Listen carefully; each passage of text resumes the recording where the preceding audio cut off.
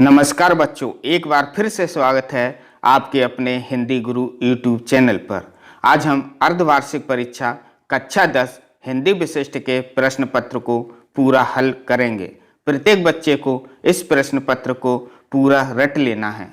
आइए तो वीडियो को प्रारंभ करते हैं। आइए बच्चों तो देखते हैं। खंड आ, सही विकल्प का चयन कर लिखिए। प्रश्न है पहला, आधुनिक काल की समय सीमा है। इसके ऑप्शन हैं सन 1900 से अब तक, सन 1843 से अब तक, सन 1920 से अब तक और सन 1880 से अब तक। इसका सही उत्तर है ख, सन 1843 से अब तक। प्रश्न दूसरा, द्विवेदी युग का महाकाव्य है। इसके ऑप्शन है प्रिय प्रवास, रामचंद्र का, कामायनी, कवितावली। इसका सही उत्तर है का प्रिय प्रवास। प्रश्न तीसरा, श्री कृष्ण के माथे पर लगे टीके की तुलना किससे की गई है? इसके ऑप्शन हैं क, रवि से, चंद्रमा से, तारे से या सप्तऋषि से। इसका सही उत्तर है क, रवि से। प्रश्न चौथा, कुंती माँ थी कौरवों की, पांडवों की, विदुर की या यदुवंशियों की? इसका सही उत्तर है ख, पांडवों की। प्रश्न पांचवा, संदीपनी आश्रम कहाँ स्थित है? इसके ऑप्शन हैं मथुरा में, उज्जैन में, काशी में, भोपाल में। इसका सही उत्तर है ख, उज्जैन में। प्रश्न छठवा, कमला, पद्मा, श्री किसके पर्यायवाची हैं? इसके ऑप्शन हैं रात्रि के, माता के, लक्ष्मी के या भूषण के। इसका सही उत्तर है ग, लक्ष्मी के। प्रश्न सातवां, निवेदिता का अर्थ है। इसके ऑप्शन हैं निर्मात्री, समर्पित, नव्या और आस्था। इसका सही उत्तर है ख, समर्पित। प्रश्न आठवां, प्लेग नामक रोग फैला था लंदन में, शिकागो में, कलकत्ता में या इंग्लैंड में? इसका सही उत्तर है ग, कलकत्ता में। अगला प्रश्न है नवा, निश्चय कौन सी संधि का उदाहरण है? इसके ऑप्शन हैं नंबर 1 विसर्ग, व्यंजन और दीर्घ स्वर संधि। इसका सही उत्तर है विसर्ग संधि। प्रश्न 10वां, प्रयोगवाद का जनक कहा जाता है नरेश मेहता को, त्रिलोचन को, अज्ञेय को या भवानी प्रसाद मिश्र को? इसका सही उत्तर है ग, अज्ञेय को। प्रयोगवाद का जनक अज्ञेय को कहा जाता है। प्रश्न 11, रीतिकाल की प्रमुख काव्य धाराएं कौन कौन सी हैं? उत्तर, रीतिकाल की प्रमुख काव्य धाराएं 3 हैं, रीतिबद्ध, रीति सिद्ध और रीति मुक्त। रीतिबद्ध इस वर्ग में वे कवि आते हैं जो रीति के बंधन से बंधे हुए हैं, अर्थात जिन कवियों ने शास्त्रीय ढंग पर लक्षण उदाहरण प्रस्तुत कर अपने ग्रंथ की रचना की। प्रमुख कवि हैं चिंतामणि, मतीराम और सोमनाथ। अगला है रीति सिद्ध। इसके अंतर्गत वे कवि आते हैं जिन्होंने रीति ग्रंथ नहीं लिखे किंतु रीति की उन्हें जानकारी थी, वे रीति में पारंगत थे। इस वर्ग के प्रतिनिधि कवि हैं बिहारी जी। रीति मुक्त इस वर्ग में वे कवि आते हैं जो रीति के बंधन से पूर्णतः मुक्त होते हैं। प्रश्न 12, प्रगतिवाद के 2 कवियों के नाम व उनकी 2 रचनाओं के नाम लिखिए। उत्तर हैं प्रतिवाद के 2 कवि हैं नागार्जुन और सूर्यकांत त्रिपाठी निराला। नागार्जुन की रचना है प्यासी पथराई आँखें और युगधारा। सूर्यकांत त्रिपाठी जी की रचना है कुकुरमुत्ता और वह तोड़ती पत्थर। प्रश्न 13, गोपाल के गले में पड़ी गुंजों की माला की तुलना किससे की गई है? इसका उत्तर देखें, गोपाल के गले में पड़ी गुंजों की माला की तुलना दावानल की ज्वाला से की गई है। प्रश्न 14, श्री कृष्ण के बुद्धि कौशल के आगे कौन कौन से अराजक व्यक्तित्व परास्त हुए हैं? इसका उत्तर है श्री कृष्ण के बुद्धि कौशल के आगे जरासंध, शिशुपाल आदि अराजक तत्व परास्त हुए हैं। प्रश्न 15, महर्षि वेदव्यास क्यों प्रसिद्ध हैं?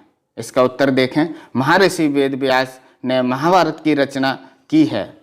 इनके मस्तिष्क की अप्रतिहत प्रतिभा से आज तक हमारे धार्मिक जीवन और विश्वासों का प्रत्येक अंग प्रभावित है। प्रश्न 16, स्वामी विवेकानंद से निवेदिता की मुलाकात कब, कहाँ और कैसे हुई? उत्तर, स्वामी विवेकानंद से निवेदिता की मुलाकात सन 1893 के शिकागो के विश्व धर्म सम्मेलन में हुई। स्वामी जी लंदन अपने मित्रों के आग्रह पर गए थे। यहीं पर मार्गरेट निवेदिता ने स्वामी जी के प्रवचन सुने और अपना आदर्श मान लिया। बच्चों, इसके बाद जो प्रश्न है वो 4 अंक के हैं और उनकी शब्द सीमा 120 से 150 निर्धारित है। अगला प्रश्न 17, निम्नलिखित गद्यांश की संदर्भ प्रसंग सहित व्याख्या कीजिए। उत्तर, इसका संदर्भ देखें। प्रस्तुत गद्यांश हमारी पाठ्यपुस्तक के पाठ महापुरुष श्री कृष्ण से लिया गया है। इसके लेखक श्री वासुदेव शरण अग्रवाल जी हैं। प्रसंग, लेखक वासुदेव शरण अग्रवाल ने इस गद्य खंड में श्री कृष्ण के 16 कलाओं वाले अवतार के बारे में बताया है या वर्णन किया है। अभी बच्चों देखें तो इस गद्यांश की व्याख्या, लेखक श्री वासुदेव शरण अग्रवाल जी कहते हैं कि भारतीय संस्कृति में श्री कृष्ण को 16 कलाओं का अवतार माना गया है।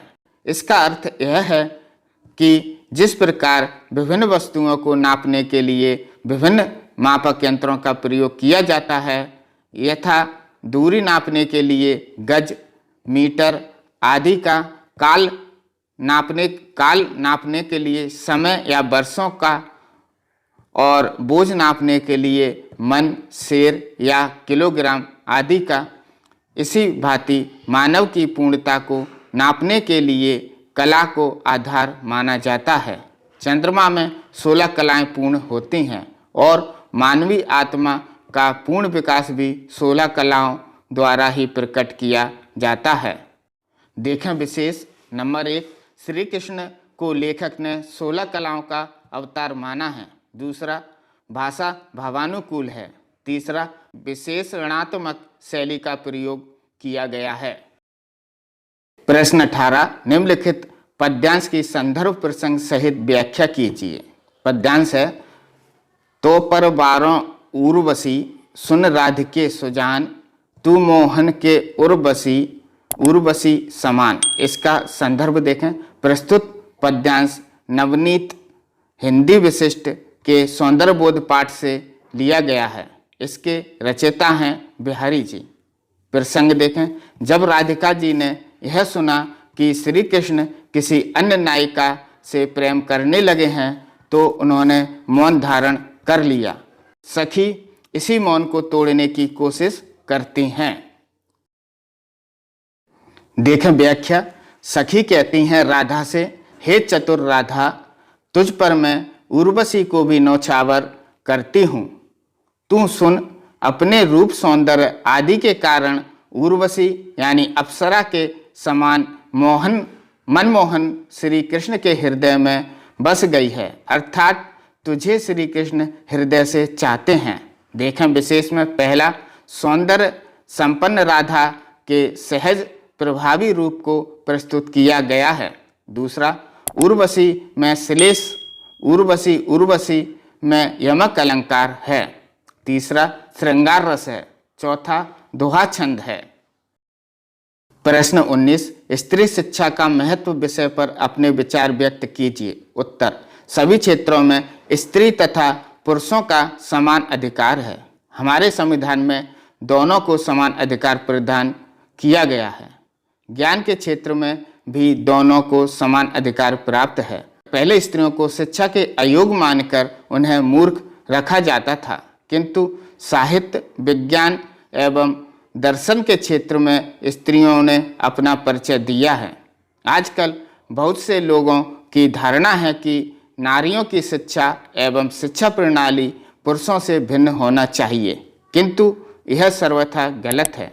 आज महिलाएं पुरुषों से किसी भी मामले में कम नहीं हैं, अतः उन्हें भी अन्य क्षेत्रों की तरह शिक्षा प्राप्त करने का भी पूर्ण अधिकार है। प्रश्न 20, अमरनाथ यात्रा से भगिनी निवेदिता को भारत को समझने में किस तरह सहायता मिली, अपने शब्दों में लिखिए। उत्तर, अमरनाथ यात्रा से भगिनी निवेदिता को भारत के रहन सहन, खान पान एवं वेशभूषा की पर्याप्त जानकारी मिली। स्थान स्थान पर रुकने से वहाँ के लोगों की बोली और विचारों से अवगत हुई। भगिनी निवेदिता भारत के ज्ञान, दर्शन, संस्कृति एवं परंपराओं से परिचित हुई। वे यहाँ की संस्कृति और सभ्यता से इतना अधिक प्रभावित हुई कि उन्होंने स्वयं को भारत की माटी में ही एकीकार कर लिया, यानी भारत की माटी में ही समाहित हो गई। प्रश्न 21, रीति काल को श्रृंगार काल क्यों कहा जाता है? रीति काल की दो प्रवृत्तियां भी लिखिए। उत्तर, रीति काल में कवियों द्वारा अधिकांश श्रृंगार रस से संबंधित रचनाएं की गई हैं, इसलिए इसे श्रृंगार काल भी कहा जाता है। प्रमुख प्रवृत्तियां, आचार्यत्व प्रदर्शन की प्रवृत्ति, यह इस काल की प्रमुख विशेषता कही जा सकती है। इस काल के प्राय सभी कवि आचार्य पहले थे और कवि बाद में। उनकी कविता पांडित्य के भार से दबी हुई थी। दूसरा, अलंकार प्रियता, अलंकारिता या चमत्कार प्रदर्शन इस काल की मुख्य प्रवृत्ति है। अनुप्रास की छटा, यमक की झलक, उत्प्रेक्षा, रूपक, उपमा आदि अनेक अलंकारों के चमत्कार से रीतिकाल की कविता चमत्कृत है।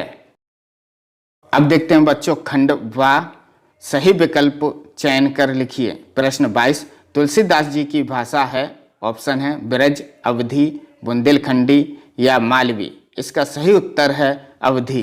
प्रश्न 23, विनय पत्रिका के रचयिता हैं सूरदास जी, बिहारी, तुलसीदास जी या रहीम। इसका सही उत्तर है तुलसीदास जी।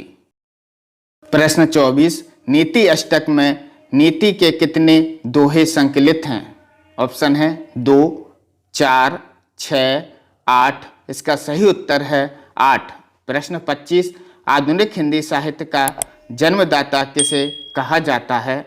इसके ऑप्शन है भारतेंदु हरिश्चंद्र जी को, अज्ञे को, बिहारी जी को या कबीरदास जी को। इसका सही उत्तर है भारतेंदु हरिश्चंद्र जी को। प्रश्न 26, आम्रकुट शब्द का संबोधन है। इसके ऑप्शन है मेघदूत से, अमरकंटक से, एक व दोनों से और तुलसीदास जी। इसका सही उत्तर है अमरकंटक से। प्रश्न 27, लोक संस्कृति स्मृति रेखा नर्मदा के लेखक हैं। ऑप्शन है डॉक्टर श्याम सुंदर दुबे, दूसरा प्रेमचंद, तीसरा यशपाल और चौथा इनमें से कोई नहीं। इसका सही उत्तर है डॉक्टर श्याम सुंदर दुबे। प्रश्न 28, जो दूसरों का उपकार मानता हो उसके लिए एक शब्द है। ऑप्शन है कृतज्ञ, दूसरा उदार, तीसरा निष्ठुर और चौथा कृतज्ञ।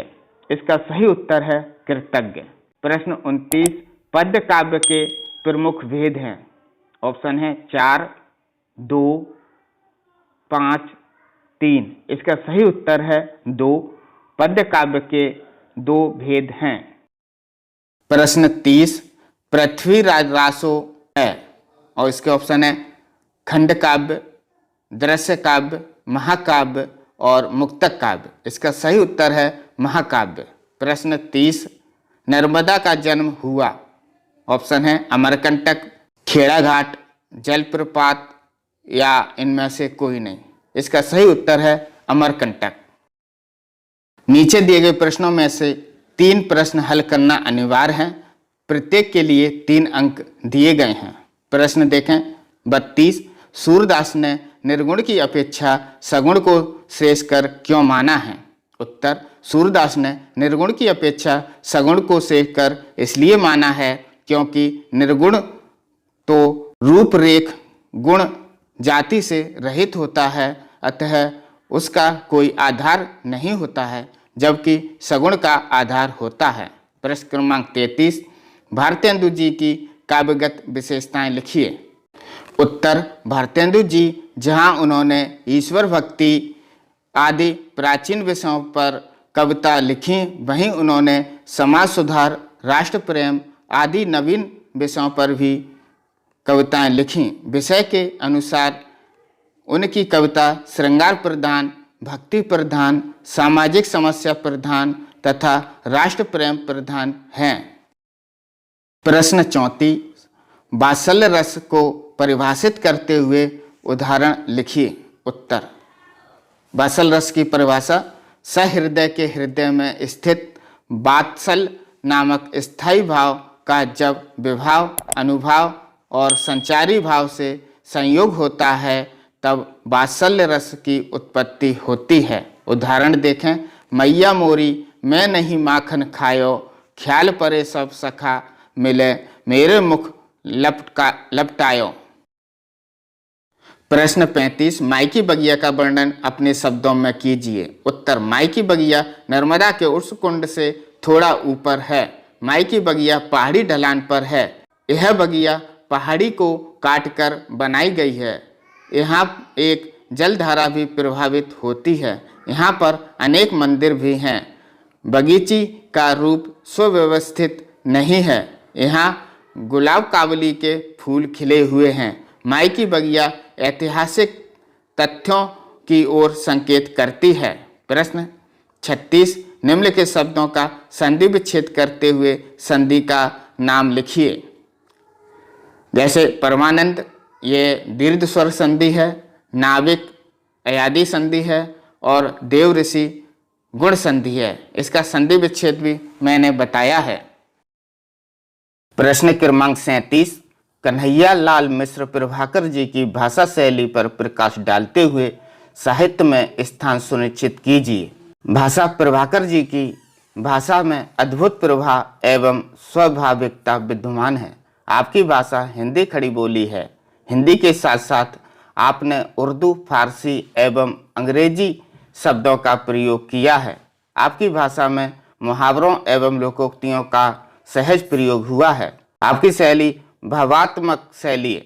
इस शैली में विचारपूर्ण सामाजिक निबंध लिखे गए हैं। दूसरी शैली व्यंग्यात्मक शैली, वाक्य छोटे किंतु शब्द चुभने वाले हैं तथापि रोचक और बोधगम्य हैं। साहित्य में स्थान स्वतंत्रता सेनानी, समाज सेवक और गांधीवादी विचारधारा के पोषक एवं जीवन की सादगी के साधक मिश्र जी का हिंदी साहित्य जगत में विशिष्ट स्थान है। प्रश्न 38, विज्ञान के चमत्कार विषय पर 150 शब्दों में निबंध लिखिए। विद्यार्थी स्वयं विवेक से यह निबंध लिखेंगे। प्रश्न 39, भक्ति काल का वर्गीकरण समझाइए। उत्तर, भक्ति काल अपना एक अहम और महत्वपूर्ण स्थान रखता है।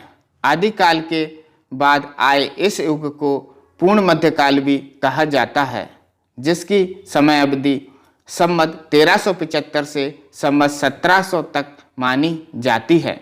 संक्षिप्त में भक्ति काल की 4 प्रमुख काव्य धारा हैं। नंबर 1, सगुण भक्ति धारा। राम भक्ति शाखा, प्रमुख कवि तुलसीदास, इनकी रचना रामचरितमानस। कृष्ण भक्ति शाखा, प्रमुख कवि सूरदास, रचना है प्रमुख कवि सूरदास, रचना है सूरसागर। निर्गुण भक्ति ज्ञान मार्गी शाखा, प्रमुख कवि हैं कबीरदास, रचना है बीजक। और प्रेम मार्गी शाखा, प्रमुख कवि मलिक मोहम्मद जायसी, रचना पद्मावत। प्रश्न 41, अपने पिताजी को एक पत्र लिखिए जिसमें अपनी शैक्षिक प्रगति एवं लक्ष्य का उल्लेख किया गया हो। पत्र में सबसे पहले स्थान लिखते हैं राइट साइड में, जैसे 212 ग्वालियर, दिनांक 3 मार्च 2021। पूज्य पिताजी, सादर चरण स्पर्श। मैं यहाँ पूर्ण स्वस्थ एवं प्रसन्न हूँ तथा आशा करता हूँ कि आप भी पूर्ण स्वस्थ एवं प्रसन्न होंगे। मेरी अर्धवार्षिक परीक्षा संचालित हो रही है। मैंने सभी विषयों की तैयारी अच्छी तरह से की है। कोविड-19 कोरोना वायरस एक महामारी के कारण हमारी नियमित कक्षाएं इस वर्ष व्यवस्थित रूप से संचालित नहीं हो पाई हैं, किंतु मैं ऑनलाइन के माध्यम से परीक्षा में सर्वोच्च अंक प्राप्त करने हेतु अच्छी तैयारी कर रहा हूं।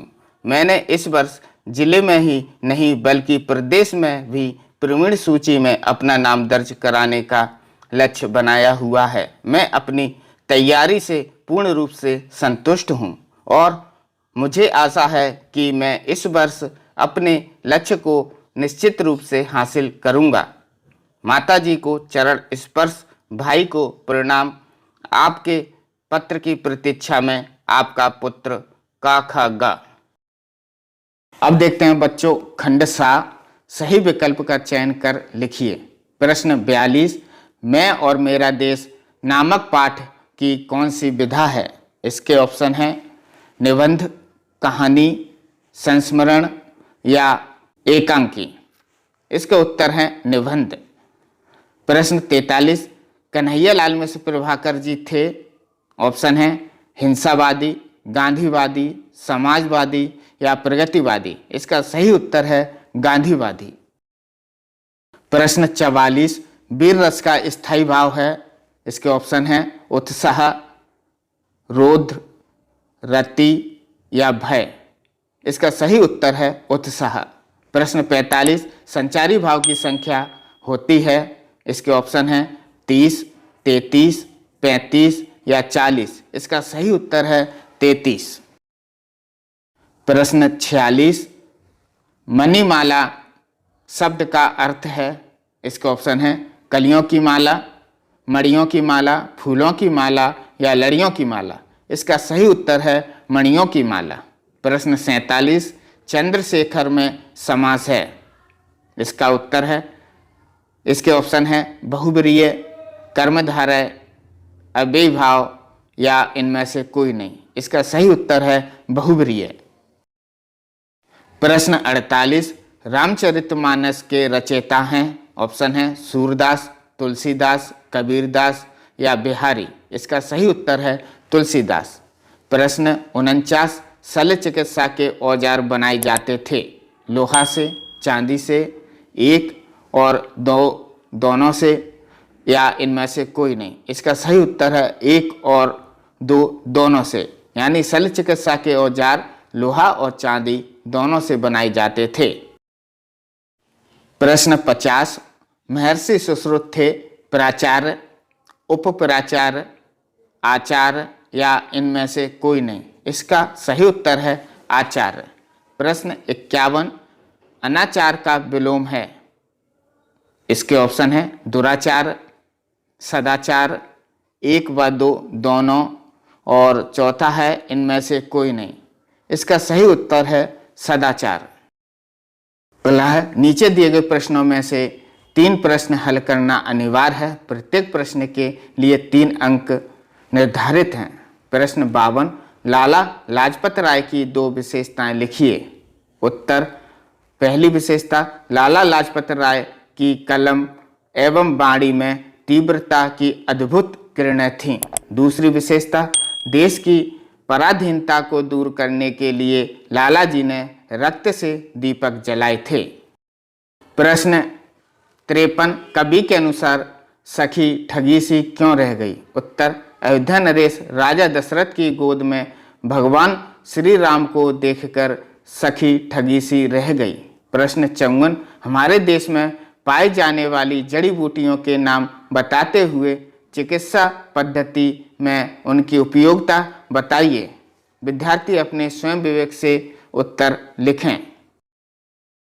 प्रश्न 55, वनों का महत्व विषय पर रूपरेखा तैयार कीजिए। उत्तर, पहला पॉइंट है प्रस्तावना। दूसरा, प्राचीन सभ्यता एवं संस्कृति में वनों की महत्वता। तीसरा, वृक्षों की उपासना का प्रचलन। चौथा, वृक्ष धरती की उर्वरा शक्ति के परिचायक। पांचवा, वृक्षों से लाभ। और छठवा अंत है उपसंहार। नीचे दिए गए प्रश्नों में से 4 प्रश्न हल करना अनिवार्य है। प्रत्येक के लिए 4 अंक निर्धारित हैं। प्रश्न देखें 57, कवितावली कविता के सवैये के शिल्प सौंदर्य को अपने शब्दों में लिखिए। उत्तर, कवितावली सवैये की पंक्तियों में तुलसीदास ने बालक राम की मनोहारी छवि का अत्यंत हृदय स्पर्शी वर्णन किया है। अयोध्या के राजा दशरथ प्रातः बालक श्री राम को अपनी गोद में लेकर बाहर निकले तो सभी बालक राम का अप्रतिम सौंदर्य देखकर ठगे से रह गए। सवैये के शिल्प सौंदर्य को हम निम्नानुसार स्पष्ट कर सकते हैं। इस सवैये में रस है वात्सल्य रस, काव्य गुण, माधुर्य, अलंकार, अनुप्रास, रूपक, उपमा, छंद, सवैया, पद, गेय पद, भाषा, ब्रज भाषा। प्रश्न 58, नगर पुलिस अधीक्षक को पत्र लिखकर सूचित कीजिए कि आपके मोहल्ले में चोरी की घटनाओं में वृद्धि हो रही है, पुलिस गश्त बढ़ाई जाए। पत्र है सेवा में नगर पुलिस अधीक्षक महोदय ग्वालियर। विषय, ग्वालियर में चोरी की घटनाओं की वृद्धि के कारण। महोदय, मैं आपका ध्यान ग्वालियर में चोरी की घटनाओं की ओर आकर्षित करना चाहता हूं। विगत एक पखवाड़े से ग्वालियर में चोरी की अनेक घटनाएं घट चुकी हैं तथा घटनाओं में कमी के स्थान पर निरंतर वृद्धि होती जा रही है। अतः आपसे निवेदन है कि ग्वालियर में रात्रिकालीन पुलिस गश्त बढ़ाई जाए। दिनांक 3 फरवरी 2021, भवदीय का ख ग। प्रश्न 59, निम्नलिखित अपठित गद्यांश को पढ़कर नीचे लिखे प्रश्नों के उत्तर दीजिए। अपठित गद्यांश है, स्वार्थ और परमार्थ मानव की प्रवृत्तियां हैं। हम अधिकतर कार्य स्वयं के लिए करते हैं, पर के लिए सर्वस्व बलिदान करना ही सच्ची मानवता है। यही धर्म है, यही पुण्य है, इसे ही परोपकार कहते हैं। प्रकृति निरंतर परोपकार का संदेश देती है। नदी दूसरों के लिए बहती है, वृक्ष मनुष्य को छाया तथा फल देने के लिए धूप, आंधी, वर्षा और तूफानों में अपना सब कुछ बलिदान कर देते हैं। प्रश्न है पहला, उपयुक्त गद्यांश का उचित शीर्षक लिखिए। इसका उत्तर है परोपकार का महत्व। दूसरा प्रश्न, सच्ची मानवता क्या है? उत्तर है दूसरों के लिए सर्वस्व बलिदान करना ही सच्ची मानवता है। प्रश्न स, वृक्ष हमें परोपकार का संदेश कैसे देते हैं? उत्तर, वृक्ष धूप, आंधी, वर्षा और तूफानों को सहकर मनुष्य को छाया तथा फल देते हैं। इससे हमें परोपकार का संदेश मिलता है। प्रश्न द, उपयुक्त गद्यांश का सारांश लिखिए। उत्तर, व्यक्ति अधिकांश कार्य अपने हित के लिए करता है, दूसरे का हित करना ही सच्ची मानवता है और परोपकार है। हमें नदी और वृक्ष से परोपकार का संदेश लेना चाहिए। प्रश्न 62, भारतीय चिकित्सा विज्ञान का स्वर्ण युग किसे कहा जाता है और क्यों? समझाइए। उत्तर, भारत के इतिहास में ईसा से 600 वर्ष पूर्व और सन ईस्वी तक का युग चिकित्सा विज्ञान का स्वर्ण युग माना जाता है, क्योंकि अज्ञे, जीवक, चरक और बाणभट्ट जैसे अनेक चिकित्सा शास्त्रियों ने इसी युग में भारत की पवित्र धरती पर जन्म लेकर इस भूमि को सार्थक किया। काशी, नालंदा और तक्षशिला आदि विद्यालयों में दूर दूर से शिक्षार्थी आते और चिकित्सा विज्ञान में सिद्धहस्त होकर मानव कल्याण की प्रतिज्ञा करते। इस प्रकार वे अपना और अपने देश का नाम करते थे। चिकित्सा विज्ञान के कुछ इतिहासकारों का मानना है कि यूनानी चिकित्सा पद्धति भारतीय चिकित्सा पद्धति पर आधारित है। इसी कारण इस युग को चिकित्सा विज्ञान का स्वर्ण युग कहा जाता है।